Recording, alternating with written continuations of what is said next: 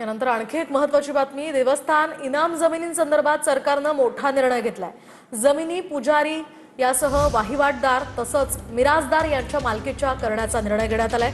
4.5 लाख हेक्टरहून अधिक देवस्थान इनाम जमिनी वाहिवाटदारांच्या नावे होणार आहेत। राजे महाराजांच्या काळातील इनाम जमिनींचा हा प्रश्न आता मार्गी लागणार आहे। कोकण आणि पश्चिम महाराष्ट्रामध्ये देवदेवता मठ मंदिरांच्या नावाने मोठ्या प्रमाणात इनाम जमिनी आहेत, तर देवस्थानच्या अधिकाराला कुठेही धक्का लागणार नाही असं चंद्रशेखर बावनकुळे म्हणाले।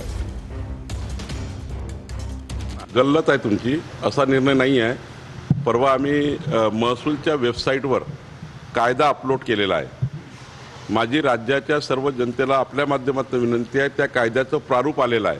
त्यावर स्पष्टपणे असं लिहिलेलं आहे की देवस्थानाचे हक्क बाजूला ठेवून कुळाचा अधिकार काय, वहिवाटदाराचा अधिकार काय, याचे अधिकार आम्ही या ठिकाणी त्या कायद्याने आम्ही डिवाइड करणार आहोत किंवा कायद्याने आम्ही देणार आहोत। देवस्थानाच्या अधिकाराला मात्र कुठे धक्का लागणार नाही, पण हे करत असताना वहिवाटदार आणि कुळ याचे रक्षण करण्याचा विचार सरकार करते।